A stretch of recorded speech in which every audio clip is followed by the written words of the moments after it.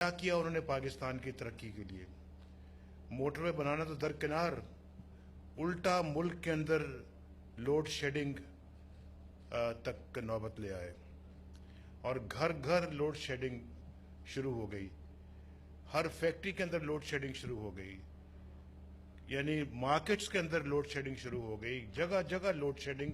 किसान के ट्यूबवेलों पे बहुत बुरा असर पड़ा लोड शेडिंग का, यानी हमारे किसानों को भुगतना पड़ा लोड शेडिंग को, इंडस्ट्री को लोड शेडिंग भुगतनी पड़ी, घरेलू जो सार्फिन थे वो बेचारे परेशान हो गए, मजदूर बाहर सड़कों पे आके उन्होंने प्रोटेस्ट और बलवे शुरू कर दिए।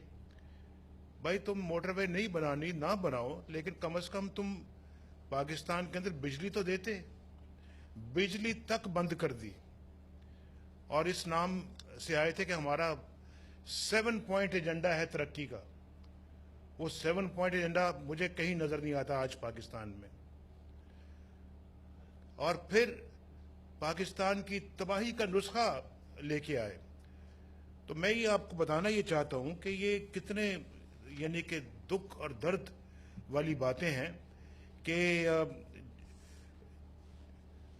पाकिस्तान की तरक्की का रास्ता रोक दिया, उसका गला दबा दिया, पाकिस्तान में मसाइल पैदा कर दिए, दहशत गर्दी जैसे मसाइल पैदा कर दिए, जिन्होंने आज पाकिस्तान की हजारों लोगों की जानें ले ली।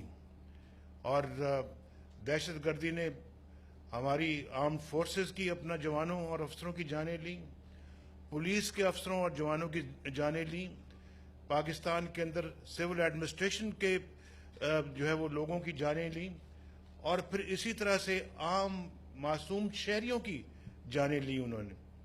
उस पे भी कोई काम किसी ने नहीं किया।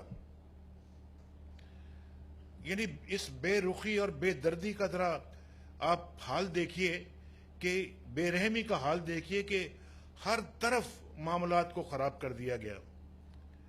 और पाकिस्तान जो पिछले 5, 10, 15 सालों में जो जिस लम्हात से गुजरा है, जिस सिचुएशन से गुजरा है, मेरा ख्याल है कि उसका अहाता आप सब लोग बेहतर कर सकते हैं।